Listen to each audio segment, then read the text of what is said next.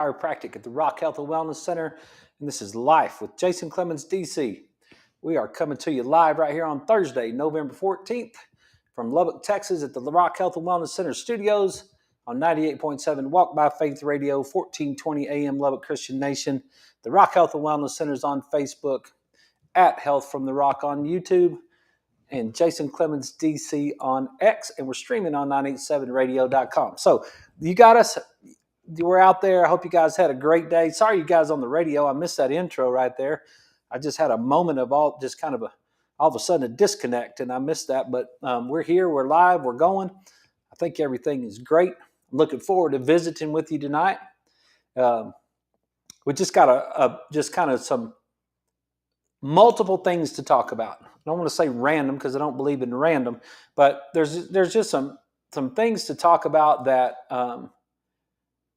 We just got lots of different subjects that we can go into tonight that I want to talk about. It's been busy. It's been busy at the Rock today. It's been solid, nonstop busy since, I started this morning with fitness at 6, and then we had a little bit of a break, and then since from 10:30 till 6:50 or 5:50, it's been solid people.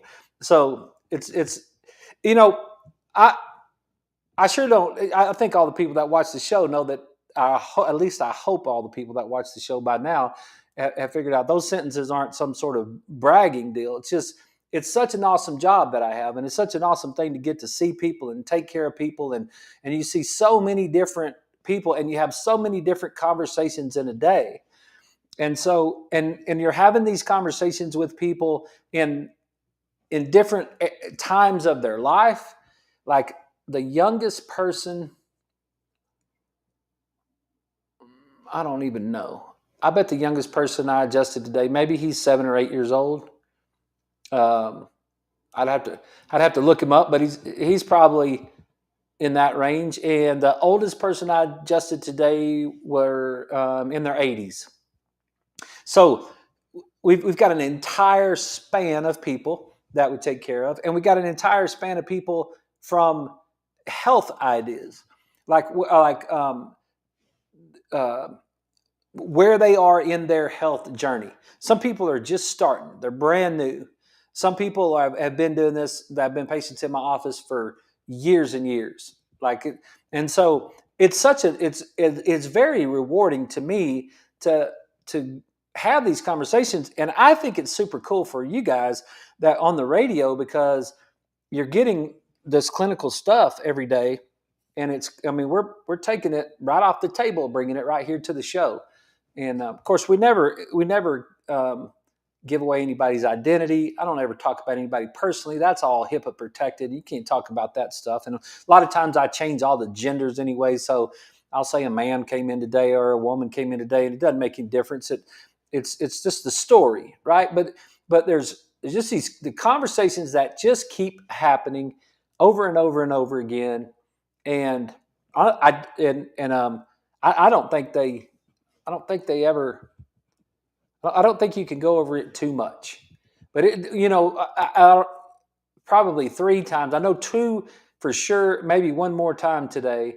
I had the conversation about arthritis and an X-ray. I had the conversation. One of my girls, she's like, I said, "How you doing?" She's like, "Well, the middle of my back is really sore, and I don't really know why. Maybe she gave me some reason, and then she said, or just maybe I'm just getting old." And she's like 20 something, right? And then she laughed, and I was like, I was watching, because we started watching the Chosen this week at home, and so we got to season 2 now. So I was watching The Chosen last night, and I've never read Jesus saying this, but I've always believed he would have said something like this, because he was talking to the father of a daughter who was dating Thomas, who decided to come follow Jesus. So Thomas and the daughter decided to come follow Jesus, and this dad brought them both there. But he's not a believer, and he doesn't believe any of that stuff, and he's not buying into that Jesus thing and all this stuff. But he can't do anything about his grown daughter. Like, she's she's got this boyfriend and she's going off and she's doing her thing, and he just wanted to come meet Jesus and tell him, hey, take care of my daughter. And so, but he said to him, he says, like, you don't have my belief and you don't have my following, but you've got my daughter, so please take care of her. And Jesus made the statement. He said to her, he said to the man in the show, he said, for those who are believers, a lot is expected. But for those who are not believers, very little is expected. And he said it in a very kind way, and very gentle and very kind way, that the way he said it. It really struck me the way that he said that, because there's a difference. But in my world, it struck not from the spiritual part of it. And I don't even know. Like I said, that may be scripture. I just haven't read that. I don't know if he actually said that or not. But the same thing happens in wellness. The people that and I do think there's a certain teaching that says, if you don't know any better, then it does not held against you. But when you do know better, then it does. Now you're responsible for the knowledge of it, and you guys are getting responsible for the knowledge of it. I'm sorry, but that's just what's happening. I mean, you're learning stuff, and you're learning it not just from me, because I know if you're watching our show, you're watching other shows too, and you're listening to other people, and you're learning a bunch about wellness, and now all of a sudden it becomes important to you. So having said that, I think this sentence about age, my age is the reason I'm breaking down, should be eliminated from our vocabulary as wellness people. I think you should stop saying that. Maybe if you have dementia and you're 115 years old, maybe we can say, okay, fine. Will we all die of dementia if we live long enough? Okay, maybe we will. But that's about it. I mean, I don't know. I can guarantee you it's not degenerative disc disease. It's not joint disease. It's not your knees, your ankles, your hips, your shoulders, your elbows, your spine, anywhere on your spine.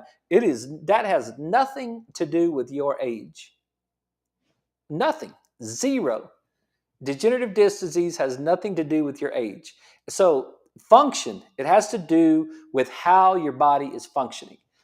And I had a very gentle conversation with her today. I said, because she knew it. Well, as soon as she said it, she's like, it could be my age. And I was like, mm-hmm.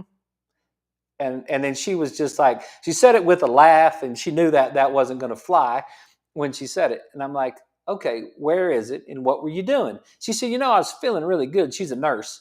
And she said, I was doing really good, but I work 3 nights in a row. And when I do some sort of vitals or something, she's a tall girl. She said, when I do a bunch of vitals, instead of sitting down on a stool or something, I usually lean over to do it. And I had a bunch of patients, and I was doing a lot of leaning forward, and it hurts right here in the middle of my back. And it's like, there you go. Now you walked yourself through it. Now you're like, okay, look, I'm using this spine in a way that it's not supposed to be used. I'm going through a range of motion repetitively over and over, and I'm losing I irritated the spine in a way that caused it to hurt. Now I'm a little bit inflamed, and I need to calm it down, and I need to get back to moving properly, and I need to work on my biomechanics and all that stuff. And it doesn't have anything to do with how old you are, right? So I think as wellness people, we might just consider taking that and just eliminating that from our life. It is not true. And your doctor will tell you that it's true. Your doctor will say, well, you're just getting old. Maybe that's why your shoulder wore out. That's what they'll say. Old people just have to have their knee replaced. That's just the way it is. You're just old. That's not true. Don't fall for it. Don't fall for that one. I'm not saying you don't need to get your knee replaced. Mom's had them both replaced, and they both needed to be replaced. They were worn out. But it wasn't because of her age. It was because of the function of her knee, right? You guys all get that, right? I hope so. I hope this clan gets it, right? This bunch of people, you get the idea right there that it's not degenerative joint disease is not, never has been, nor never will be due to the fact that you've got it's never going to be the fact that it's because of your age. I'm trying to see if I can find a couple of shots real quick to show you what I'm talking about.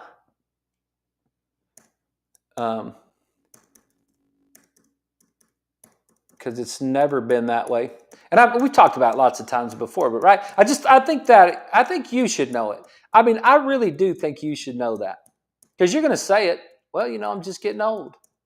And if you say that to yourself, you take yourself off the hook. You just say, well, it can't be because of the way that I'm actually treating myself. It can't be the way that my degeneration is happening inside my body. That wouldn't possibly be true, right? It's like,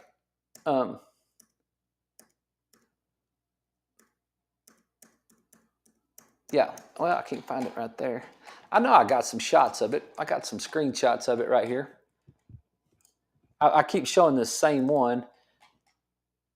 I'll just show it. It's the same one we've looked at multiple times. We'll just look at it again for just a second, just so you know it, just so I can prove my point. Okay, this cervical spine right here, this is degenerative disc disease, and there's C2, 3, 4, 5, and 6. We looked at, I think, last night even, right? C5 and 6 is degenerative. That disc is degenerative. But the one below it is not, the one above it is not, and the two more above it are not.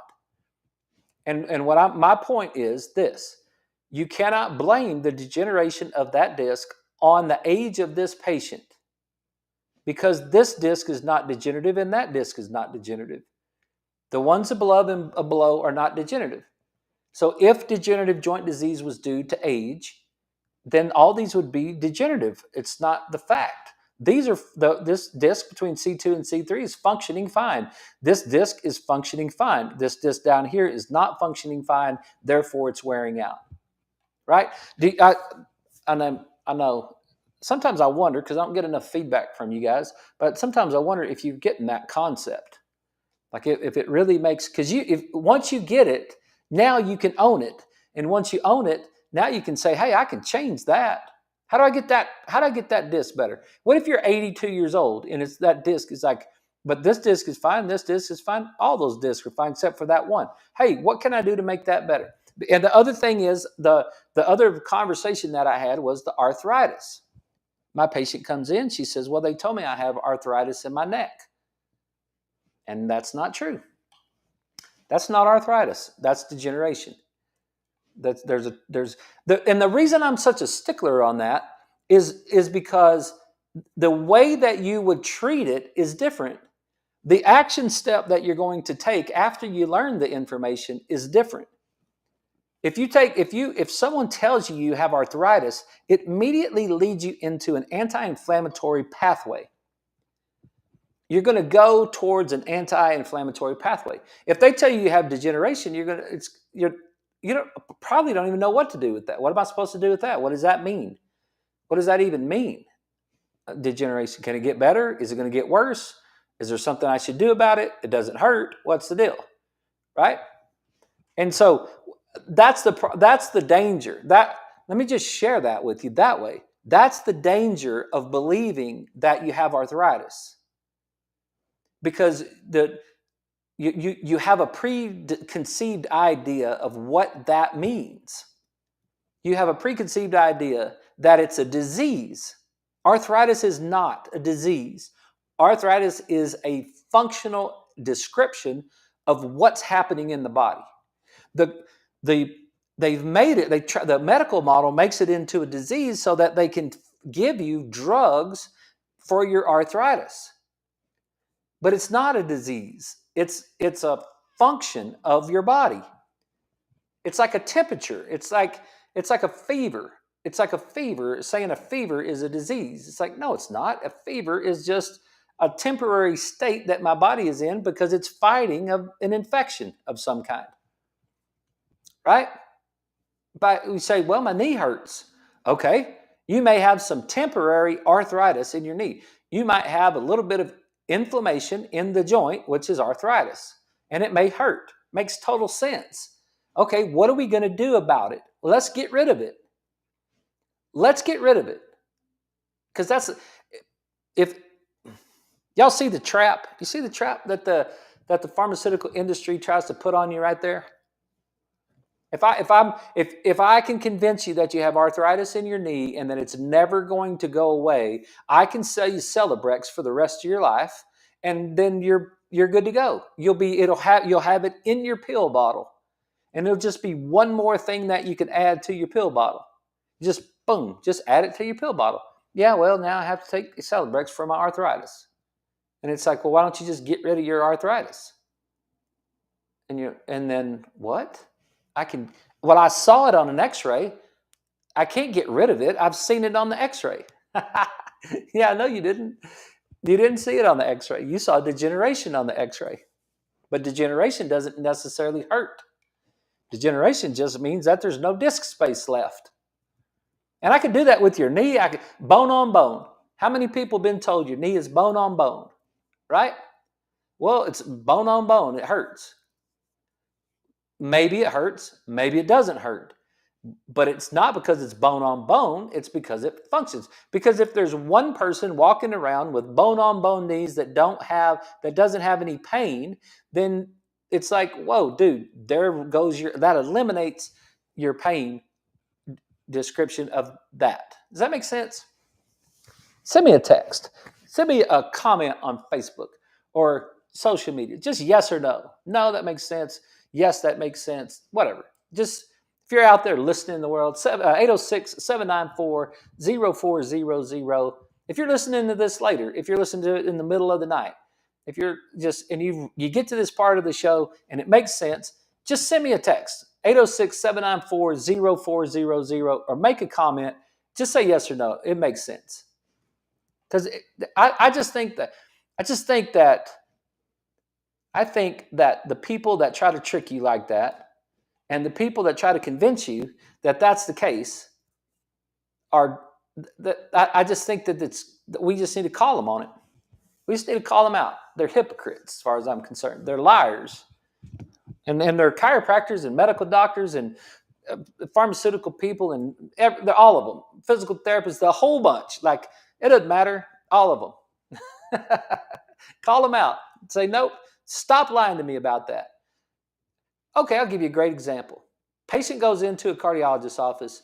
Patient has high blood pressure. Cardiologist says you need to take high blood pressure medication.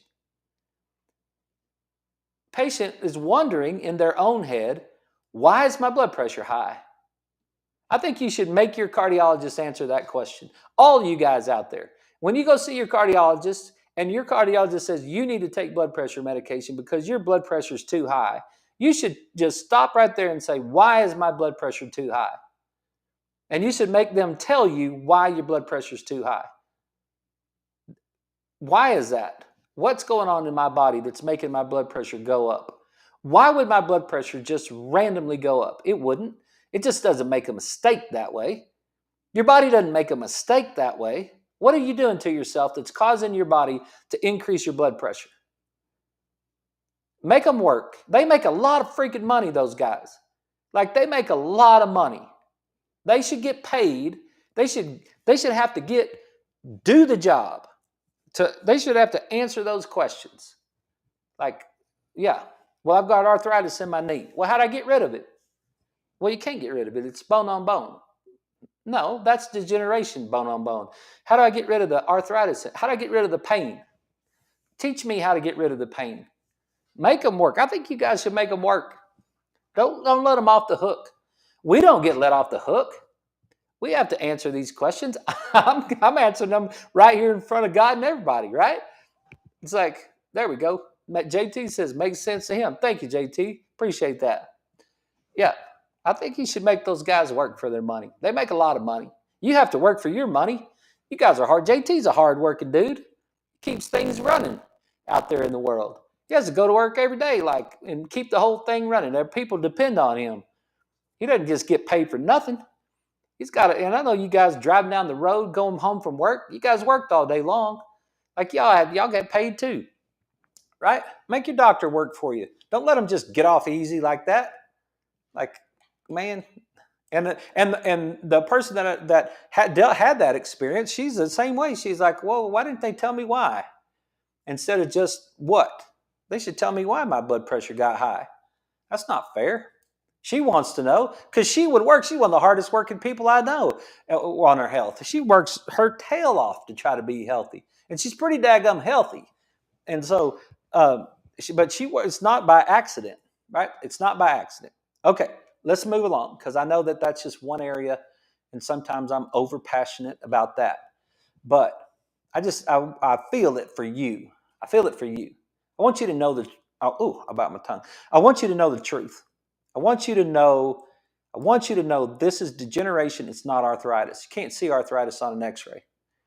You can't see. You can see degeneration. You can see decreased disc height. You can see bone spurring. You can see calcification. You can see all that stuff, but you can't see. You know why I can't see this? Because I don't even know if this is an X-ray of an alive person or a dead person. What if we went down to the morgue and took all the cadavers in the morgue or all the bodies in the morgue and went and took X-rays of them and put the X-rays up here on the view box, and we would say, well, this person has neck pain. This person is deceased. How can they have neck pain if they're deceased? They don't have any pain at all. Why? Because pain's registered in the brain. And their brain's not alive. Their brain is dead. Therefore, they don't have any pain. But they have degeneration. Exactly. Right? I'm going to win this argument because that's the truth. And I'm going to teach you guys, and we're going to be super smart because of it. Okay, the next thing. Had this come up 3 different times today. 3 different times. Thank you, PC. I appreciate that. And I thank you, and I'm glad it makes sense to you. Thank you very much for the text. Okay. 3 for sure, maybe more, but 3. Someone says to me, this time of year kicks my tail. I just get so down, depressed, tired. What is going to be the first question I'm going to ask that person? It's November the 14th. What do you think is going to be the first question person says every year, this time of year, I just get so exhausted. I'm just so tired. Nothing is working right. Like, ugh. It happens to me every year in November. What's going to be my first question to that person? Are you taking your vitamin D? That's going to be my first question. And you know what I got today? 3 times, no. Not taking my vitamin D. Right? And I'm like, you're not getting it from sunshine. It's cold out here. You got long sleeves on. You wore a jacket this morning. It's 40 degrees this morning. We're staying indoors. The sun's moved away. The earth has moved away from the sun. I'm not a flat earther guy. The earth has moved away from the sun.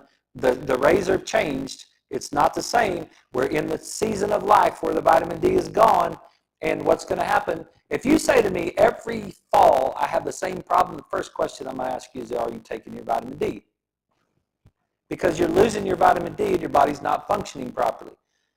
And it's like, Jason, what do you mean by that? Because do you have any literature? Do you have any? Can you prove that? Yep. I can prove it. I can prove it till you're sick of me proving it. Right? I can prove it so many times. Here we go. Vitamin D insufficiency may account for almost 9. Oops, that's not the right one I was looking at. Let me see. There we go. Vitamin D status predicts new brain magnetic resonance imaging, MRI, activity in multiple sclerosis. Multiple sclerosis. Each 10 milligrams higher 25 hydroxy vitamin D level was associated with a 15% lower risk on a new T2 lesion and a 32% lower risk, whatever, right? Get lower risk. When your vitamin D goes up, your MS goes down. That's in the Annals of Neurology right there, right? And that's just one of them. That's just one of them. Here's one. Vitamin D insufficiency may account for almost 9 out of 10 COVID deaths. And I'm not trying to be insensitive if you lost someone to COVID, because we all know how much that sucked for anybody right there, right? But here we go. This is from the Journal of Nutrients. Vitamin D insufficiency may account for almost 9 out of 10 COVID deaths. And it'll say it. Evidence from observational studies is accumulating, suggesting that the majority of deaths due to SARS-CoV-2 infections are statistically attributed to vitamin D insufficiency and could potentially be prevented by vitamin D supplementation. Now, this was in November of 2020. There's been lots of stuff come out since November of 2020 about the vitamin D and your ability to fight off a virus. Lots of it. So that's just one more thing that we could do, that we could talk about it. And then this last one, I don't have time to get it up here. We may just hold it for after the break, so that, because we got to take a break. We'll come back. We'll keep talking about health stuff, and I hope you guys will stick around with us. If you got something that I can answer, send me a text, 806-794-0400. Send me a message. Otherwise, I'll talk to you guys right after the break.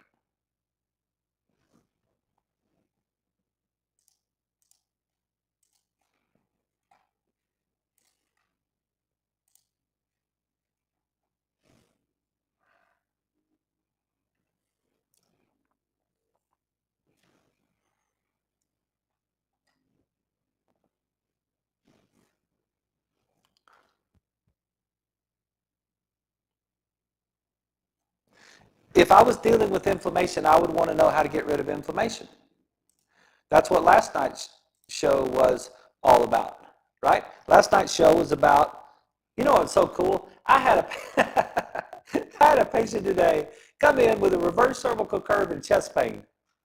And last night we did an article. We went over an article last night on the cervical angina, right? And she said, I've been to the cardiologist. I've run every test. One of my cardiologists even said it's overkill, the number of tests that I've run. No one can figure out why I have chest pain. And I said, well, you need to go back and watch the show from last night, because we just did a show last night on cervical angina, and it was chest pain caused from reverse cervical curve. And she was like, are you kidding me? And I was like, nope. I was like, we just did it. And so it's like, I thought that was pretty cool. But I don't even know what made me bring that up. But if I knew, if I was no, it wasn't. Was it last night's show we did the seed oils? I think it was either last night or the night before. Might have been the night before. Might have been Tuesday night where we talked about the seed oils. That was the inflammation part. That's what those seed oils do, is they create that inflammation, that omega-6 fatty acids, and it increases your inflammation. And inflammation leads to your joint arthritis. And so you might have an opportunity to say, wow, wait a minute. Are you telling me that the soybean oil that I eat in my French dressing on my salad might be contributing to my shoulder pain or my knee pain? And I'm like, yeah, it sure might be. Matter of fact, there's a lot of science that says that it probably is. If you're inflamed, you see what I mean? It's like I'm inflamed. I don't have to take a COX inhibitor. I don't have to take a non-steroidal anti-inflammatory drug, because the thing about those things is that they are toxins. They have their side effects themselves. So what can we do? We can get out of that inflammatory problem. We can. Same thing goes with your neck. Same thing goes with your knees. Same thing goes. I tried to get my dad to do it. I begged him and begged him and begged him to try to get his inflammation down. He would not do it. It was hard on him. His brain wasn't working right. All right, hang on. Let me get us back on. Okay, everybody, we're back. This is Life with Jason Clemmons, DC. We're just talking about health things tonight. And this last one about this vitamin D was suicide. And this is horrible, right? This is from the Public Library of Medicine 1, published in January 4th of 2013. Low vitamin D status and suicide, a case control study of active duty military service members. And it's the first study to examine the relationship between vitamin D status and suicide risk. So we got one article that talks about vitamin D and fighting off COVID. We got one article that talks about vitamin D and MS. We got one article that talks about vitamin D and suicide, and all of those are function. Those are all a sign of malfunction or lack of function or whatever. So and the levels are set to keep you from being sick, but the levels are not set to keep you to being optimal, right? And we've discussed this a lot. So we talked this week about the importance of a proper cervical curve. We've talked this week about the importance of omega-6-3 ratio. We've talked this week about the importance of vitamin D. We've talked this week about the importance of keeping the Lord on your heart and loving the Lord with all your heart. And I'm telling you, that's been great this week. I've been just constantly reminded to do that over and over and over again. Just constantly reminding myself, like in so many different scenarios. Just don't let your brain go there. Don't let your brain go to the Texas Tech 4th down and 1 on the goal line. You're starting to get into a conversation about a fake punt on your 25-yard line.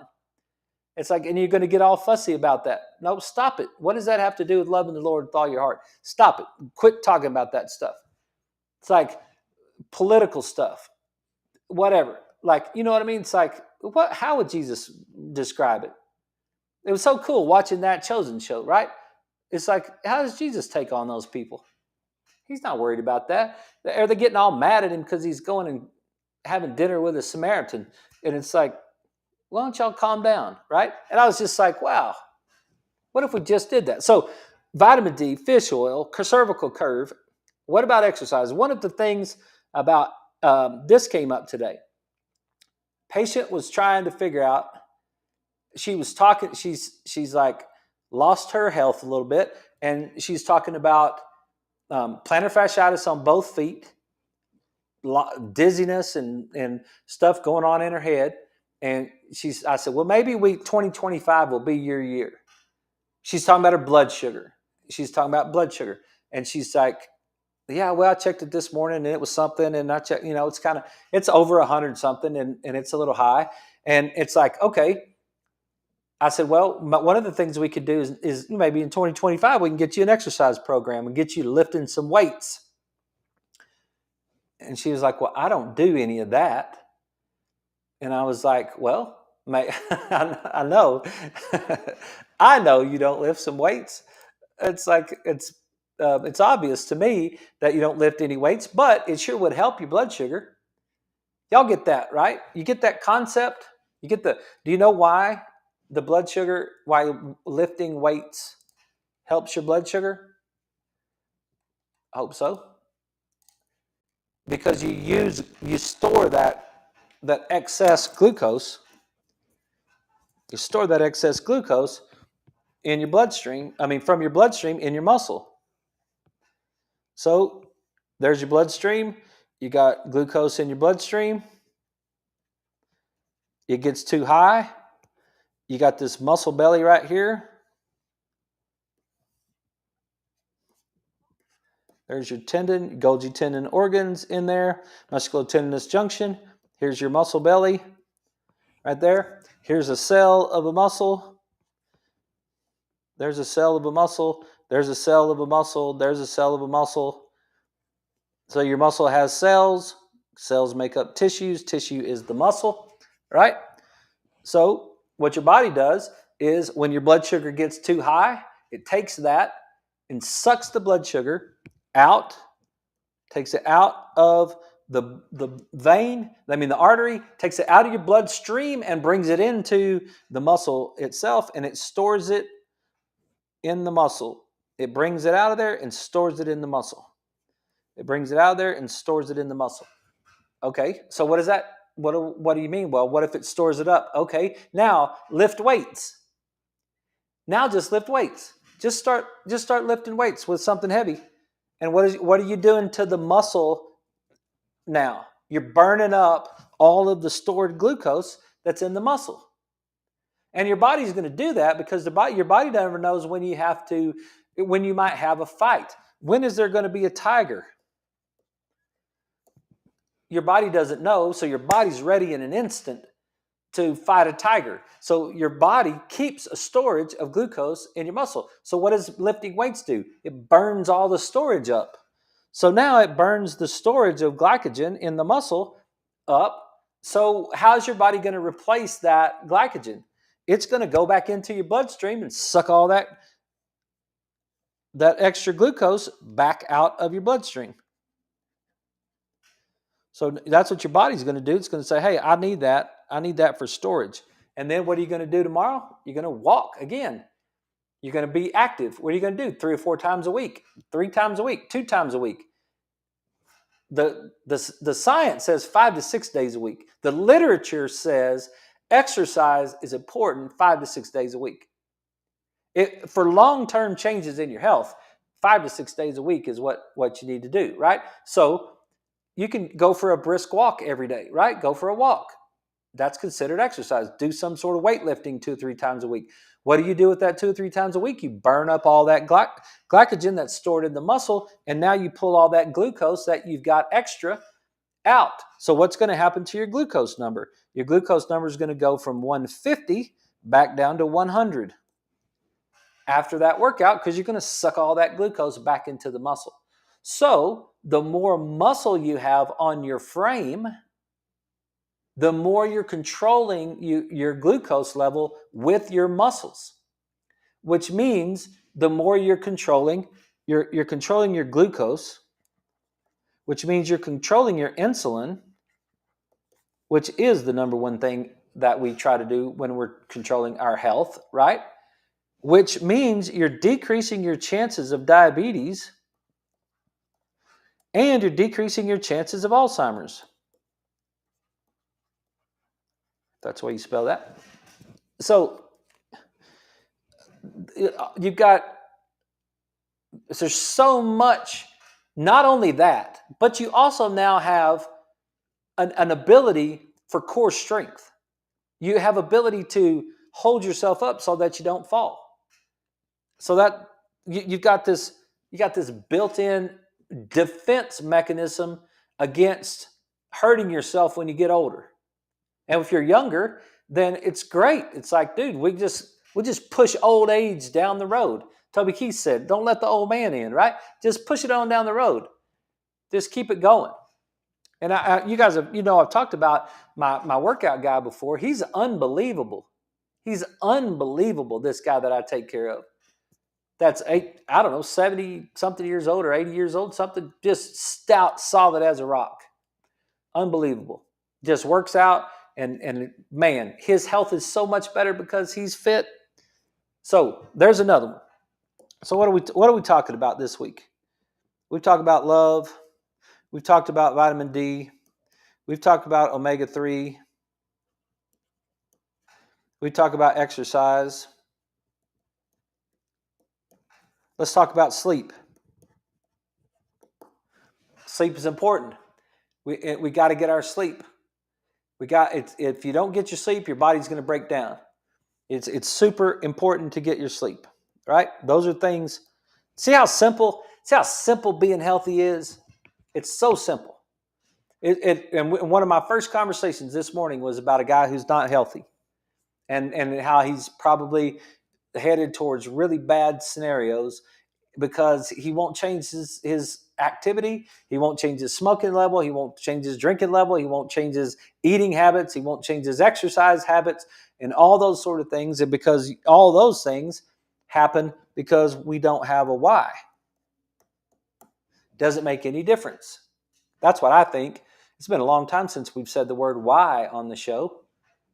But that's a super important reason. What is it that keeps us healthy? It's our why. And our why is what makes us change all those things. It's what balances it up. So it's just not that hard. It's not that hard. Okay, there's something I'm gonna bring up tonight but then I'm going to do some study over there on the weekend because you know how we said something about magnesium the other day. And I never really even heard of magnesium L-threonate before.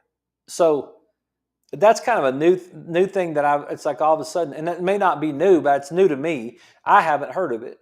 And so I was like, what is that all of a sudden? And so I looked it up, and I've heard some people bragging about it.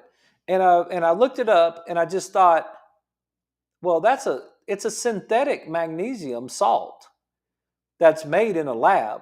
I was like, where's the natural version of magnesium L-threonate? And so I don't want to get too deep into it, but I've had some questions about what kind of magnesium should I be taking?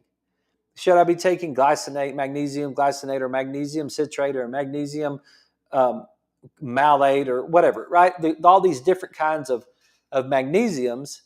That L-threonate magnesium, supplements should be supplements to a diet.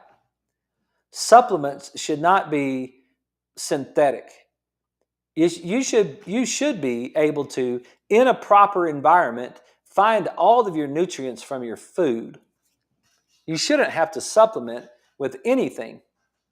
But if your soil is depleted and you can't get the nutrients that you need, or like fish oil, you don't eat enough fish, and your omega-6-3 ratio is out of balance because you eat too many 6s and not enough 3s, then you need to supplement, right? Or in this case of the sun, we're not going to migrate to the south.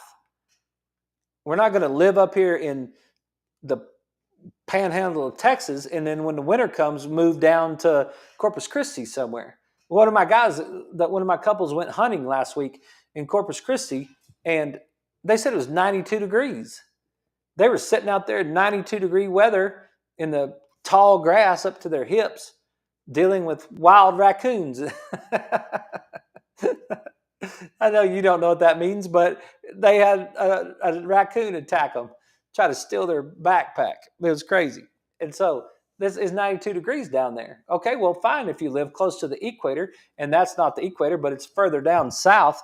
If you keep moving down south, and maybe you don't have to supplement with your vitamin D. The whole vitamin D thing came from Norway and Finland anyway. That's where we learned all about that. So, but what my point is that if you can't get it naturally, then you should supplement with it. But I'm not exactly sure that we should be doing it if it's not natural. If it's in a lab, that's like a medicine or something. It's like, hold up a minute. What is the body actually doing? So I'm just going to present it tonight like that, and then I'm just going to leave it alone, and I'm going to do some more research on it, and then I'll bring it back, and we'll talk about that at a later time. Okay? That's another thing I wanted to talk about tonight.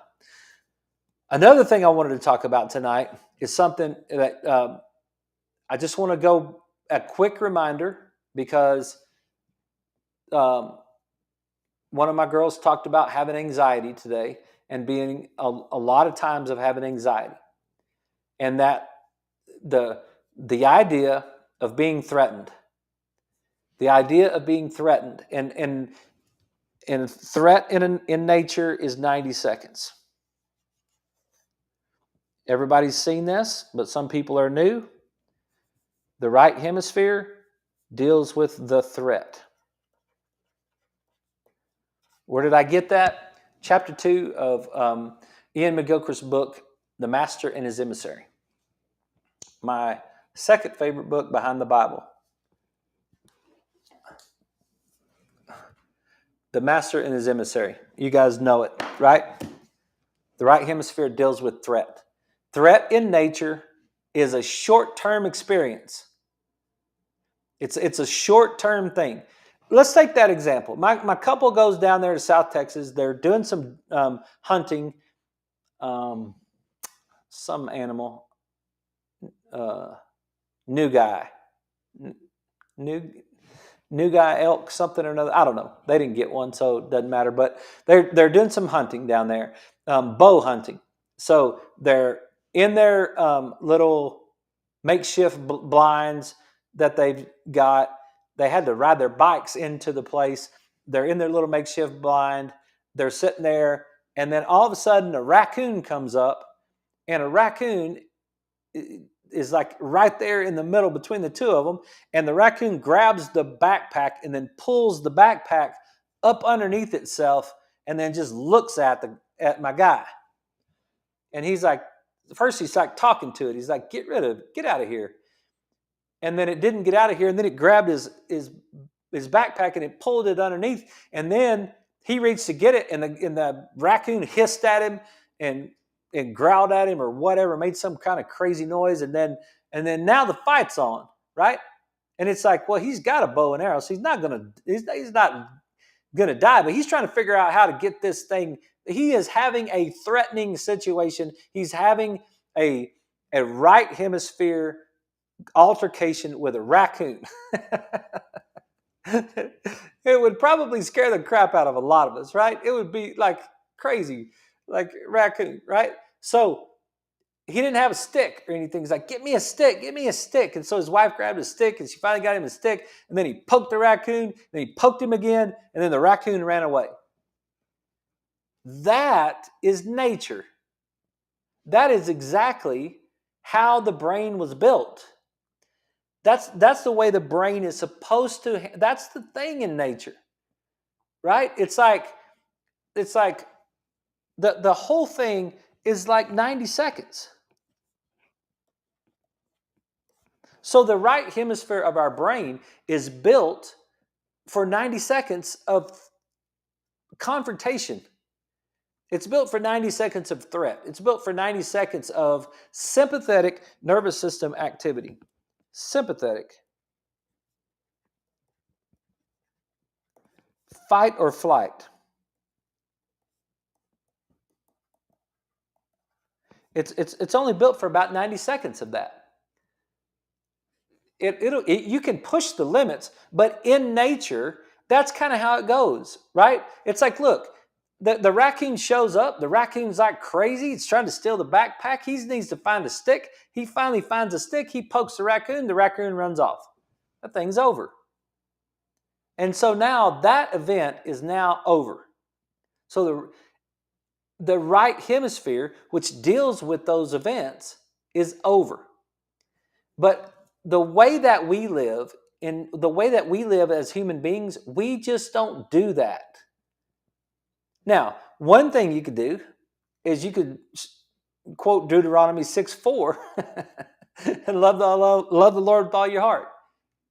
Don't spend 1 second thinking about fighting that raccoon. Just think about, just go back and love the Lord. Just immediately get out of it. That'd be one thing. And that's what's working for me, actually. I think it's pretty cool. Like, I know I'm new to the party on that, but it's kind of cool. So that's the things that we worry about. But what as human beings, what we do is we take that 90 seconds and we turn it into an hour. We take that 90 seconds and we turn it into an hour. We're stressed out for an hour. What was supposed to be a minute and a half turned into an hour. And now we take that that hour and we turn that into a day. And then that turns into a week. How many of you have been stressed out about something for a week?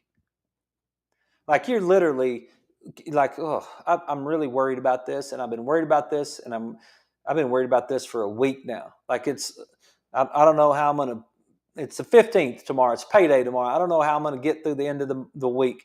Like I don't know it's like this has been stressful. It's like I've been stressing over this for an entire week. It's been on my mind for an entire week. I've just been running through the scenarios of how this is going to go for an entire week. We've all been there, right? We've been in those scenarios before. And being in that scenario is unnatural. Because in nature, we wouldn't be doing it. We would just go on about our business. We would just go on to the next thing.